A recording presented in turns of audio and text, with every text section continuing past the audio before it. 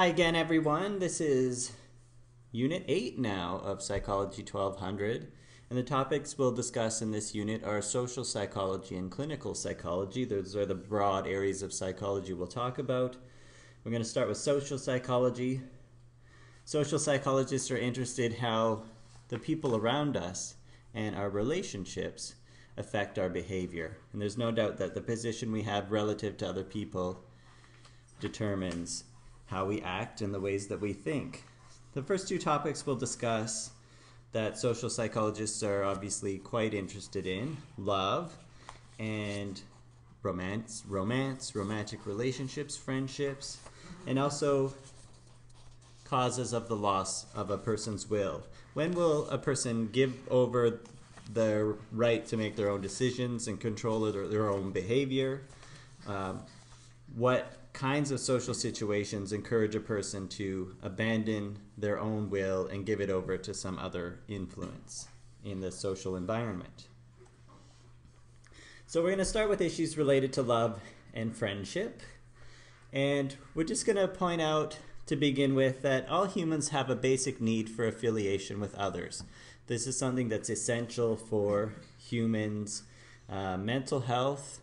And as we said, the mental health of a person has an important role to play in determining their physical health. We talked about that last time. So there's this innate need we have for social relationships, and they evolved because it was essential for us to be able to develop social relationships in order to survive and reproduce successfully. Attracting a mate is a social type of challenge that everyone faces. It's not very great to be isolated. It puts you at risk, at greater risk in the environment that we all evolved in, at greater risk to be eaten if you're not in a larger group of people. There's nobody else to protect you. You're all on your own. So it became essential for humans as a species to relate to one another socially in order to survive and succeed in that, the most important genetic task that we face, which is making sure we reproduce successfully and get those genes passed along to future generations. Now, the best predictors for who we're going to form a close relationship with are proximity and similarity. So imagine you're more likely to form a close relationship with someone who you're going to see quite often. So maybe it's a classmate or a fellow coworker, okay? Someone who is closer in proximity to you, that you see more often. And someone who's more like you. So the more similar you and this other person is, the more likely you are to form a close relationship. So the research doesn't really support opposites attract. Instead, we tend to be attracted to those who are similar to us. Well, and it turns out that as much as you, as a person, might like to date and end up with somebody that's quite out of their league as far as attractiveness goes, for example, the types of romantic relationships that last the longest and are reported to be the happiest are between two people that are more or less at the same level of attractiveness. And problems do arise, generally speaking, when people differ quite significantly in their levels of physical attractiveness, according to the research. So let's distinguish between two different types of love. The psychologists find it useful to distinguish between passionate or romantic love. And this is that intensely emotional, strong sexual attraction kind of love that you have with that person. You fall in love with them rapidly, and the feelings are extreme, and it's hard to think of really anything else. And people in this state, when two people reach this state of passionate love, it can be quite difficult to get anything else done because they're just so into one another. And then there's another type of love, companionate love, which is just very strong affection and trust, a feeling of intense closeness and intimacy without that same burning, passionate obsession and desire as above. People that are in this state of love, they can get their other work done, but still they have this intense feeling of closeness, though not so lusty and not so all-consuming as a person in a passionate love state. Well, Sternberg developed a triangular theory of love. So he identified three different components of love, and these are passion, intimacy, and commitment. So passion would be that desire, that obsession you feel for the person. Intimacy is the closeness and the trust that you feel, and commitment is your loyalty to the relationship. So these are the three important components of love, according to Sternberg. And his point was his ultimate goal was to allow a person to basically categorize all of the different relations they have with other people according to these three dimensions. So there'll be people that you feel very close to and are high in that intimacy, and you're extremely loyal to them. You have a high commitment, but you may not have any passion at all for the person. So you can accommodate both friendships and romantic relationships, or even enemies in this kind of configuration. An enemy you'd be low in all three of these. Well, love comes differently to different people. It comes more easily for some than it does for others. And in part, that's because people differ in what's called their attachment style. And we talked a lot about this when we were talking about child development, that the attachment that's formed between a caregiver and a child can be secure or not secure.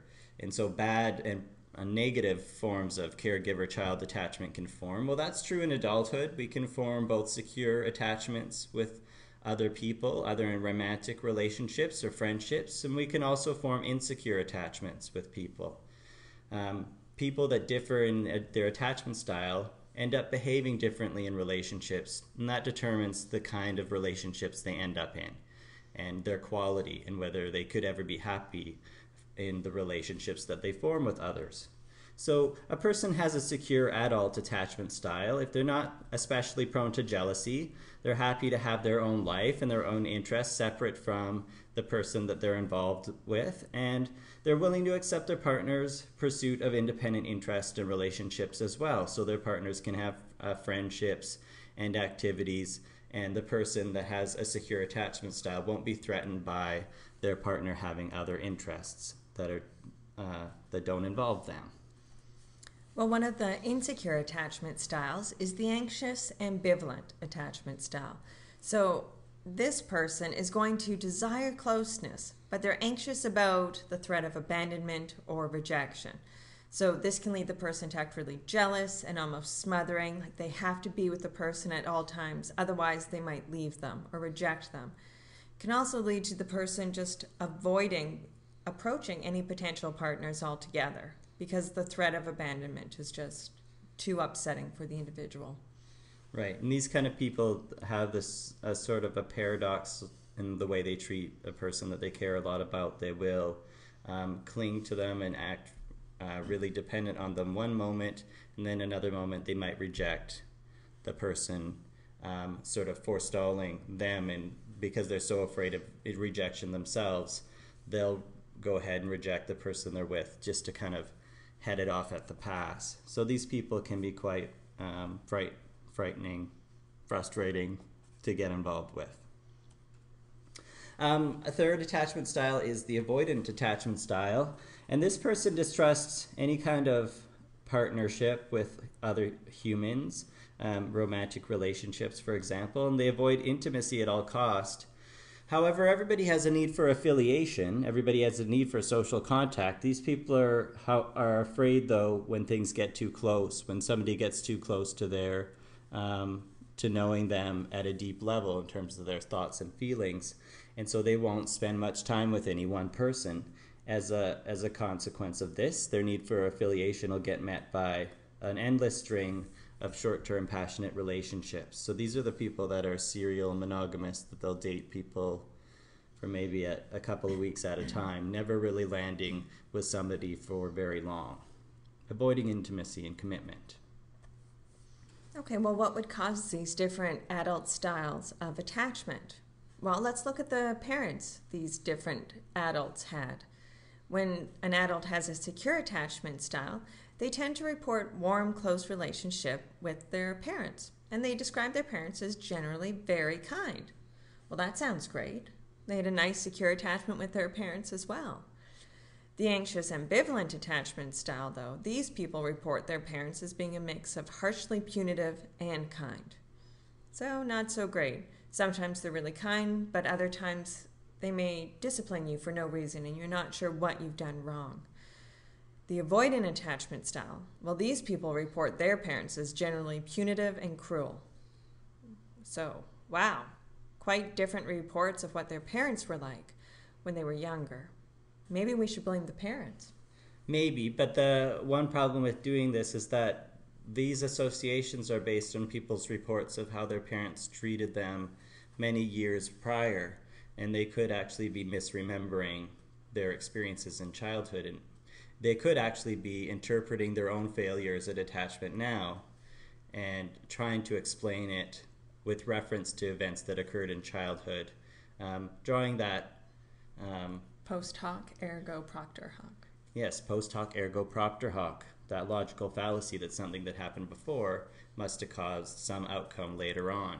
Well, that's not necessarily the case, although it is interesting that these associations can be found, at least in the reports of adults after the fact. And so people have suggested that the following sequence occurs if you want to reach secure adult attachment style, then it might help to have parents who are warm and responsive to you when you were a child. So parents in this case will be generally warm and responsive, good at knowing when to be supportive and when to let the person operate on their own. The relationship is almost always comfortable, and the person wouldn't have any particular reservations or complaints about that. Somebody with an secure adult attachment style might say that about their parents. And so then a person would categorize the infant attachment as secure, in which the infant caregiver bond occurs, in which a child welcomes contact with a close companion and uses this person as a secure base from which to explore the environment, as we said in the developmental psychology lectures. So that would lead to a secure adult attachment style in which the person would find it easy to get close to others and comfortable depending on them and having them depend on themselves. The people don't worry about being abandoned or about somebody getting too close to them. These other less secure adult attachment styles would follow the same basic sequence. All the ideas all stemming from how their caregivers in childhood treated them. Okay, well, there must be differences between the genders in how they love, but it turns out the similarities between men and women in their relationships are more similar than they are different. However, women do tend to express their feelings of closeness in words. Men, you might be familiar with this, whenever a woman says, we should talk about our relationship, let's talk about how we're feeling. Men try to avoid this generally, and they prefer to express their feelings in actions. So they might do something really sweet, like get flowers for the person they like. Okay, so they'd rather do something rather than just talk about it. Yes, anything to avoid discussing it is the strategy behind flowers and other gifts, I think. This is broad generalizations, and there's plenty of men who like to express their feelings in words, and plenty of women that are very action-prone as well. But these broad differences do seem to exist. And actually, for any evidence of this, check out one of those shows like The Hills, or just watch the difference in how these women are expressing themselves on those MTV reality shows versus the men. And you'll notice, I've noticed in these shows, haven't you? They're sitting at the cafeteria. There's a guy and a girl, and the girl doesn't seem to realize that she's mainly talking to herself. She doesn't seem to realize it. Okay, well, let's change to a much sadder topic. While humans have this innate need for affiliation, we are also, based on our history, responsible for the most horrendous acts against one another. Just a pretty recent example, in Rwanda in 1994, members of the Hutu tribe shot or hacked to death hundreds of thousands of Tutsis, a rival tribe. At one point, thousands of Tutsis took refuge in a Benedictine convent, believing the nuns there would shelter them. Instead, the nuns reported the Tutsi refugees to the Hutu. More than 7,000 Tutsi were killed in the ensuing massacre. The two women were sentenced to 15 and 12-year terms for crimes against humanity. And so you might find this kind of surprising, because a Benedictine convent, you might expect people with great respect for human life. These nuns turned in the people seeking refuge, knowing that they would get slashed to death. So it's not the case that we're all in love with one another. we also do horrendous things to one another.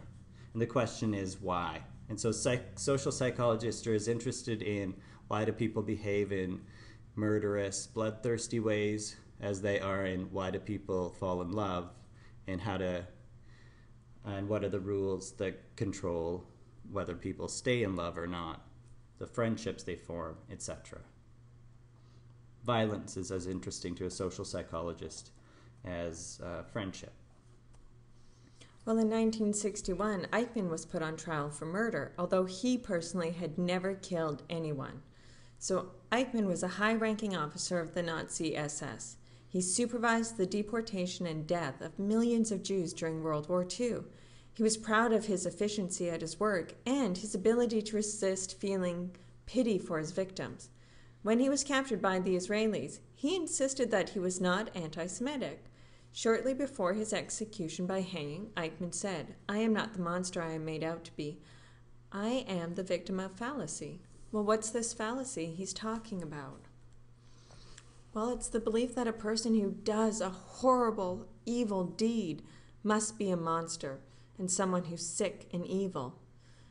But the sad truth is, regular people can commit monstrous deeds under extraordinary conditions. Now, that's not to say that Eichmann wasn't one of the most evil men to walk the planet. Yes, I'm not saying he's not horrible, but...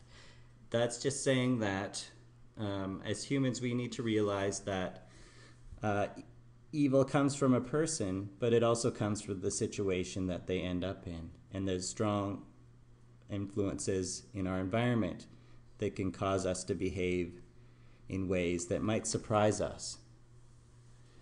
We might be surprised at what we're capable of under certain circumstances.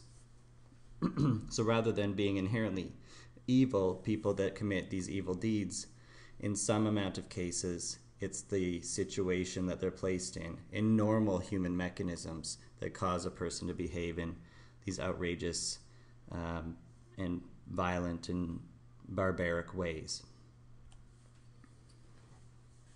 So how does a person explain tragedies like the Holocaust and like the massacre that occurred in Rwanda, the current massacre and genocide that's occurring in Darfur in the Sudan? How do you make sense of this tragedy? Are these the actions of people who have mental disorder? Are these psychopaths? Are these people who just inherently are evil and they were born that way? And so is it within the people themselves? Or can you expect the cause of these kind of tragedies to be somewhere broader, somewhere outside individuals and in the social interactions that people have with one another and the environmental conditions that they find themselves in? So if that's true, if the environment can cause people to behave in ways that have these tragic consequences, mass genocide, for example, then you would expect mentally healthy people, regular people, can sometimes be led to brutal or self-destructive acts under the right set of circumstances. Okay, well, in what sense does this situation influence a person's behavior? We all get this sense that we're making decisions all on our own and we're not really influenced by external forces, but that's just absurd because we all grow up in a culture that has a certain set of social norms, certain expectations for how a person's going to behave in different contexts. You go to the nightclub, you go to the classroom, you go to the library, you go to the movie theater. Each one of those contexts causes you to behave in different ways. You make different types of decisions. You buy popcorn rather than beer or whatever. The context determines how you act.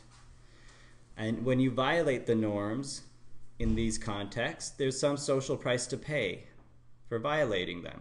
So if you're at the nightclub and you're trying to read a library book, maybe that's weird. Maybe there's some social consequences to that. It's going to make you look like an oddball at the very least, right? If you start dancing like you're at the nightclub in the classroom, you might be embarrassed by people giving you all those weird looks. So there's strong forces that drive us toward not violating these social norms. We all want to have a good standing within the group, because as I said, the need for affiliation is essential for our survival in that context that we evolved in. So we don't want to be left outside of the group because that makes us vulnerable. It threatens our survival. So social norms are very strong constraints on what we do from one moment to the next. Well, the second principle is that your position in society is going to influence your behavior. So we're talking about social roles here. So everyone's assigned a role in your society, and you tend to act in ways that are consistent with that role. Now, there's a social price to pay if you don't behave in ways that are consistent with your role. Now, these roles might be gender roles or occupational roles. So imagine if it's a gender role. Unfortunately, it's always assumed that the woman is going to be responsible for things like sending out birthday cards or thank you notes. Okay, that's the woman's job. Now, if the woman doesn't do it for some reason, she's going to be the one who's blamed. Even if it's for her partner's family, it's her responsibility, and if she doesn't do it, it's her fault. Okay, it's not assumed that that would be a man's role. Okay, so that's not something he would have to do to act consistent. So there are these small rules that we live by, not necessarily small, but there are a number of rules that we live by that guide our behavior. Well, when both of the situation and the role we're placed in encourage obedience, even if the request of us are extreme, and the request is for us to do something violates our morals, or that we would never think that we would be capable of doing in a million years, that's powerful stuff. Okay? And then the question becomes, if both the situation you're in and the role you're placed in require you to do something barbaric, to what extent will a person surrender their will? They would never decide to do this on their own. They don't believe it's right. If the situation, though, and the role bring pressure for a person to behave in those barbaric ways, to what extent will people surrender their will and go ahead and do that? Maybe not at all. Maybe you're really optimistic about us humans and think there's no circumstances in which somebody will compromise their morals if the situation puts pressure on them. Maybe you think, well, they might do a lot of things, but if their morals are compromised, they won't go that far. Even the social environment is not powerful enough to have people abandon their morality, right?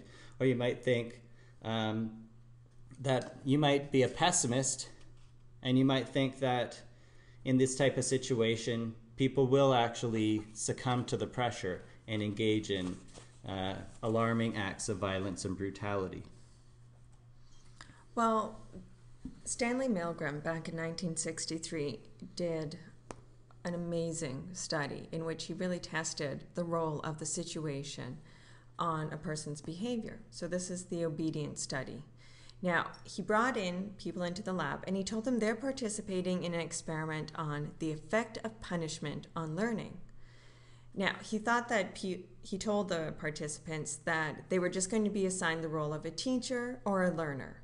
Now, in reality, this learner was working for Milgram and was actually an actor, and all of the participants were assigned the role of this teacher, and the learner was going to be seated in the next room.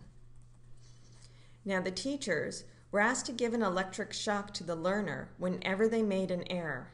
Now, remember, the learner's an actor, and they make a lot of errors. Now, they had to increase the intensity of the shock by 15 volts with each error. And the voltage was labeled between 0 and 450 volts. And they also had labels so that people would know just how intense these shocks would be. And these ranged from slight shock to danger, severe shock, to XXXX. Okay? It's very clear that this is a dangerous level. So what happens? We should also point out that the teachers can actually hear the learners shout in pain and plead to be released from the study. But the scientist, or the authority figure in this case, instructs the teachers, who are the participants, that they need to continue despite the protest by the learners. So the question is, at what point will most of the teachers refuse to continue with the study? Will they, when they're asked to give any shock, So really early on, will they just refuse? No, I'm not shocking somebody else. Ridiculous. I'm opposed to that kind of thing. Will they go just a bit? So administer just a slight amount of shock? Will they stop when they first hear the learner screaming in pain? Will they stop when the voltage reaches that severe level? When will people stop?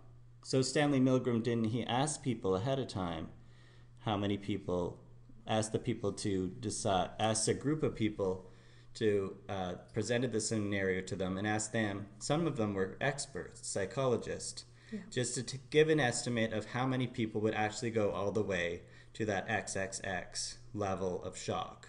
At which point in the actual scenario, the learner has even stopped screaming, implying that he's no longer even conscious.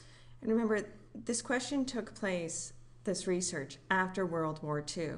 So people were horrified that how could an average German go along with the Holocaust?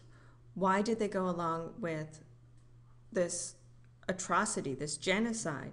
Why didn't anyone say no? And it's really easy to say that, well, it's because they're just bad people. We would never do that, North Americans. So it became a question of, really, is it just that they were bad? That this could never happen in America? Yeah, it could never happen. The idea is it could never happen anywhere other than Germany, where all those people were evil. But this idea, the question here is, maybe it is the situation that they're in. Many of the people after asked, how could you allow this to happen, the Holocaust that occurred during World War II, asking German people that were involved in it, and their excuse was that they were just following orders. So to what extent will people follow orders from folks in authority in a place like the United States? And remember, this is just a psychology experiment as far as these participants know. They could have been assigned the role of the learner as well. So they know as far as they know, it's random, whether you're the teacher or the learner. There's really nothing at stake, okay, in the situation. The scientists would tell them you need to continue, but it's not like their life was on the line or the life of their families. The researcher literally would say, when they protested and suggested maybe it wasn't healthy for them to keep shocking this learner, the researcher would just turn to them and say, the experiment requires that you continue. So if the person obeys, it's just to maintain the integrity of an experiment. A person in World War II in these countries that in their governments were engaged in horrible acts of genocide and atrocities, these people were described it in a quite different way. The description in that case was the country itself requires that you engage in these behaviors. So in this case, there's absolutely no motive, no strong motive for these people to continue, except the strong influence of the situation and this person that's in authority over them. Well, you might be surprised to realize that everyone administered some shock to the learner, but 2/3 of the participants obeyed fully by administering the highest intensity shock. This is the XXXX, okay, danger, severe shock. These people had stopped screaming and they still kept getting shocked. Now, they varied in how much distress they showed while doing so, but I hope it gives you pause realizing that 66% of the people, just to maintain the integrity of an experiment, would shock someone to what could have been that person's death if it had been a real experiment. Now, you can see a little video clip illustrating Milgram's procedure if you go to link number 1 in the Unit 8 links folder. And actually that video describes a replication that occurred of the same exact experiment that occurred within the past 10 years, producing exactly the same results. So don't think it has some special thing to do with 1960s people. It's alive and well in 2010. So just to give you an idea of what this setup would look like, this is how they strapped in the so-called learner, right? And then this is the actual pattern of data when people stopped giving shock. Notice that, we thought maybe early on people might start checking out. Nobody did until a pretty impressive level of voltage there, intense shock, before people even start dropping out of the experiment. And these are the number of people dropping out, 5 here, and a smattering of people up to 375, and then 65% of the subjects going all the way to XXXX. Well, Milgram, when he started the experiment, assumed that hardly anybody would get beyond this point. And that's what everybody else in psychology thought as well. Shocked everybody. No one thought that people would do that. Both the learner and everybody that read about the study. Okay, well, this study's been replicated lots of times. It wasn't just a fluke. It's been replicated across all kinds of countries with participants that are both genders, all different ages, and across all socioeconomic groups. And it always comes out more or less the same. 2/3 of the people go all the way. Rest of the people drop out somewhere around the intense shock level. Interestingly, nobody's had the courage to check out at the beginning of the study or early on before it got quite a high level of voltage. And usually it's about 2/3 all the way up. Often the proportion can be higher. Okay, so what would encourage someone to disobey? Well, you might think the victim, something to do with the victim. Well, that's not the case. So here are some things that don't matter. The intensity of the victim screaming. Doesn't matter if they're screaming at the top of their lungs, begging you to stop. Okay, that doesn't tend to influence participants. Knowledge that the victim has a heart condition and could die. That doesn't influence whether or not participants drop out and disobey. The victim not making any sound after around the 400 volt mark. So after they believe the victim has been shocked unconscious or is dead, they still keep giving the shock. Yeah, and it's not that they've only stopped screaming, they've also stopped responding at all. So they actually... But they count it as errors nonetheless, and so you're supposed to give the shock anyways. Yeah. So the victim has no effect on whether a person will back out of this study at some point in the process. And what will encourage a person to disobey has nothing to do with the victim. The victim can scream all it wants. And by the way, it's not that their participants aren't upset. Most of them are in visible distress, and many of them are brought to tears by the fact that they have to keep giving shock to the learner. They still keep doing it, but they feel bad about it, visibly upset about it. Well, I just wanted to point out, with the different countries that did this study, 90% of the participants in Spain and Netherlands went all the way to XXX, 90%. And when we mentioned how no one thought anyone would get up to that level, psychiatrists said that 1 in 1,000 would go past 150 volts. 150 volts, remember, everybody went up to almost 300. And that person who would go past that, 1 in 1,000, they'd be a sadistic individual. So there'd be something mentally wrong about that. They would have a mental disorder. Yeah. So, very surprising outcome. Well, if a person does disobey, and almost everybody obeys right to the end, but what kind of factors determine the people that do decide to back out of the study? And it turns out that factors related to the authority figure have more to do with whether the number of people that'll disobey in this type of study. So if the experimenter's out of the room, often the participant will start cheating and not actually giving the right amount of shock. It's trying to sort of covertly save the learner from some pain. When two experimenters present conflicting demands to either continue or stop the experiment, this causes a lot of disobedience in the study. So if you've got two experimenters, then one of them is saying you have to continue, and the other's going, oh boy, this is not safe. I really think we should stop doing this. Then that gives the participant courage in many cases, and they're more likely to disobey. And then the third thing is if the experimenter just looks like a regular person, dress him up like a custodian or something, and the experimenter saying you have to continue doesn't seem to carry nearly as much weight with people. But if he's in a white lab coat, 66% are going all the way. Unless you're in Spain or the Netherlands, then 90%. Then it's 90%. Okay, some other factors that encourage people to disobey. Well, if the victim is visible in the same room as the teacher. So it's much harder to continue shocking someone when you can see the person is right in front of you. Another is when there's another teacher, so another participant, who refuses to continue. So then at least you feel like you have support. It's the two of you against the experimenter. You're not alone. So you're less likely to go along. Yeah, and that's the importance of having an ally. It's amazing what kind of strength there comes in there being one other person that thinks like you.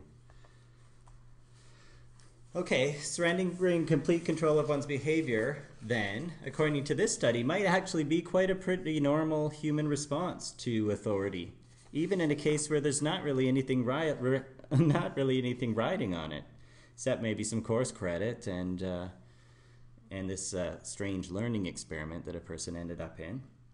This response to authority also seems to be only slightly influenced by intense emotional distress and requests to cause harm to others, as in this case. So the person is experiencing intense emotional stress in the Milgram study.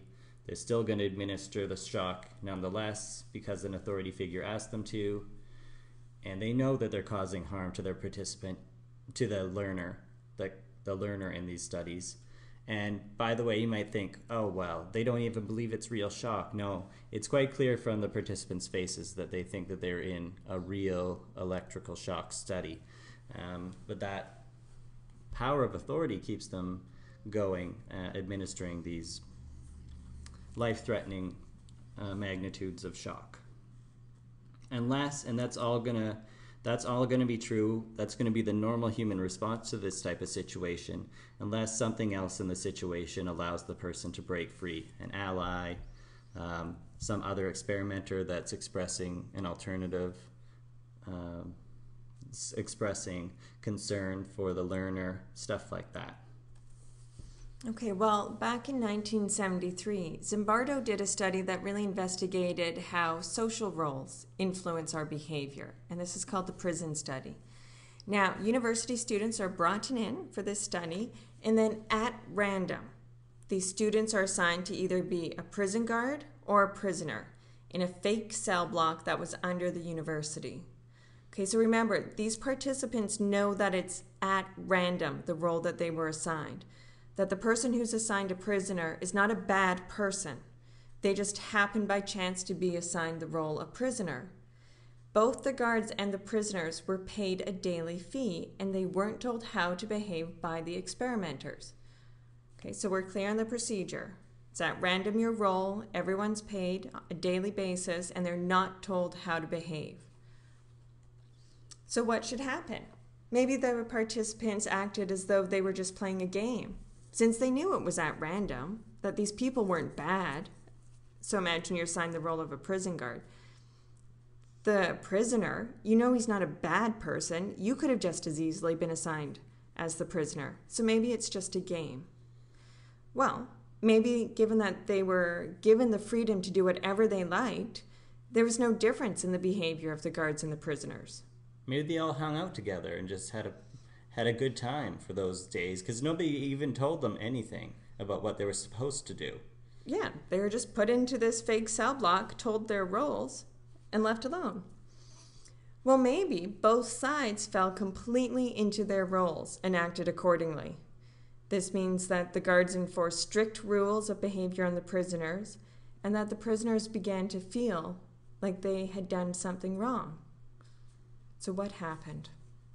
And that the guards had legitimate authority over them, too. Yes. Mm-hmm. So what happened? Well, surprisingly, even though they weren't really told to, prisoners and guards slipped very deeply into their roles, so that the guards took the authority over their prisoners with gusto, enforced strict rules of behavior on the prisoners, sometimes arbitrary ones, and if prisoners were seen to break these rules the guards came up with, they were punished, in some cases in quite humiliating ways. After only a few days, this experiment couldn't continue. The prisoners begged to be released. They could not take it anymore. The guards were, on the whole, disappointed that the experiment was over. And about a third of them seem to really enjoy the experience and being able to have this kind of power over others.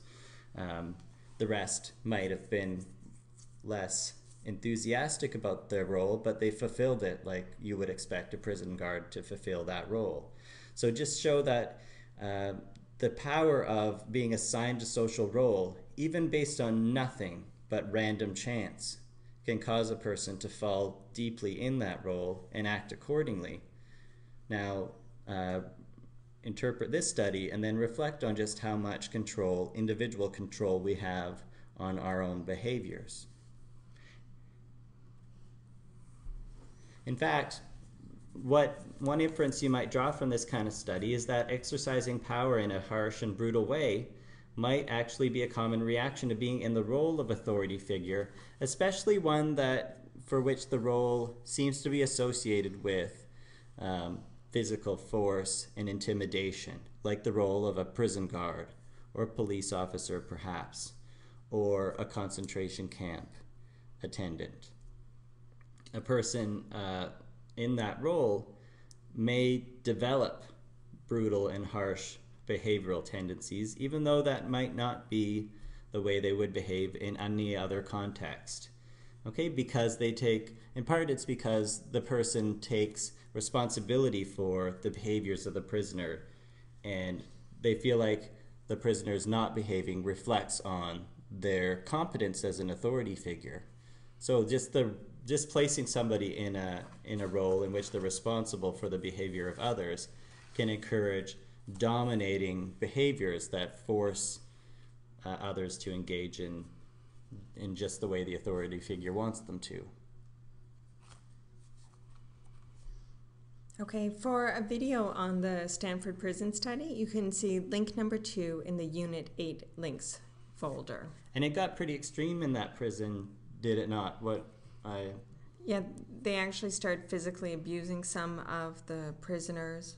One of them had a breakdown. One of the prisoners, they forced them to get on their knees in front of them, and they just yelled and belittled them and tried to get... When one prisoner said, "I don't want to do this anymore, I want to quit," they had everybody else get punished for his behavior as well, so that they'd try to pressure him to stay with the study. It was a horrible experience for them. Mm-hmm.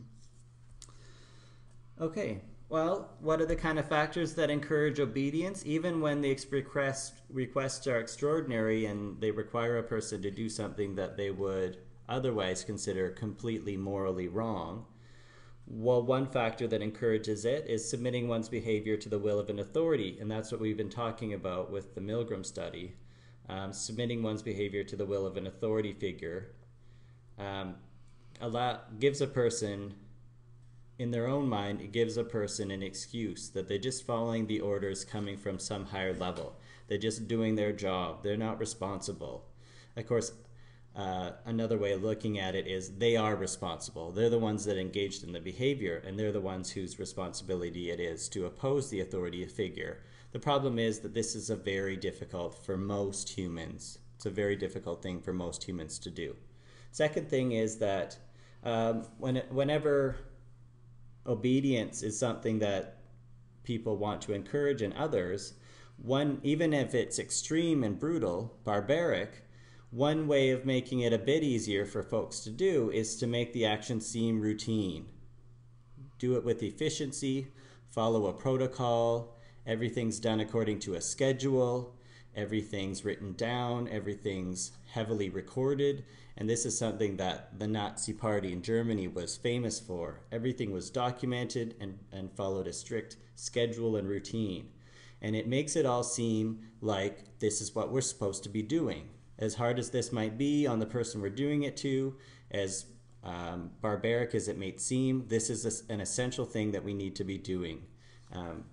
And as part of our working for our country, or in order to ensure that this experiment runs properly. Well, and leaders know this. They know that if you make an action seem routine, that people will generally go along with it. So they take these atrocities and try and make them routine so that they get obedience from the civilians. But it's a tool that dictators will use. So then you can focus less on the damage you're causing and more on the fact that you're following each of the steps appropriately. And trying to be efficient. Right. It's a little bit sick, but it's the kind of thing that explains when humans do the worst things that humans do. So the third factor, people have this desire not to be rude or disrespectful, especially for people when there's people in power involved. This has been ingrained in us. We obey our teachers, we're supposed to obey our parents, we're supposed to obey anybody that's at a higher status than us. Why? Well, because that's what allows us to get along in society. The worst thing to do is to offend somebody in power, and in the environment that we all evolved in as humans, that could lead to your death. And in fact, in some of these cases in Nazi Germany, disobeying did result in people's death. So we have this strong desire not to be rude or disrespectful. And you might wonder, do people in authority ever abuse their position by taking advantage of this? Authority figures try to get away with a lot, banking on people not wanting to cause a scene or rock the boat. So you can imagine the clergy abuse that has been going on. Okay, so clergymen can take advantage of this, people's desire not to be rude or disrespectful, to have them go along with whatever atrocities they're trying to commit. The fourth one is entrapment. This is a known social psychology principle that if you want to get somebody to do something just horrible that they would never, ever do, or would never consider themselves capable of doing, you start them small and then lead them along the path to ultimately that horrible thing. So in the case of the Milgram study, notice how the voltage was increased at 15-volt increments. Slowly progress them along until finally they're at XXXX. Now, if you sat people down and said, we're going to teach this learner something, and then cranked it up to XXXX right at the beginning, when you do it this way, people tend to disobey, right? It's when you start them small and work them up to the extreme, and that's called entrapment. And you can see this strategy being employed in gangs, where if you join a gang, they're not going to start you out with murder. They're going to start you out with maybe some minor act of vandalism and work your way up till the hitman level, right? If you're in a cult, they're not going to start off with, I have to sleep with your wife now, right?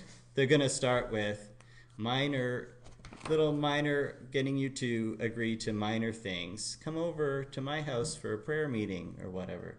And then gradually work your way up till the cult leader claims your wife as property and your children as their own. So that's the end stage. But you get there if you're the leader of a cult by starting small and working your way up gradually. The fifth thing that affects people's likelihood of engaging in horrendous acts, because authority figures have requested it, is something called de-individuation. And this is when a person loses their own identity and consider themselves as just one member of a crowd, or one member of a bigger group, or like a cog in a machine. So there's mechanisms for encouraging this kind of thing, and one of them is uniforms. Everybody's wearing the same clothes. None of us are individuals. We're all just part of a bigger team.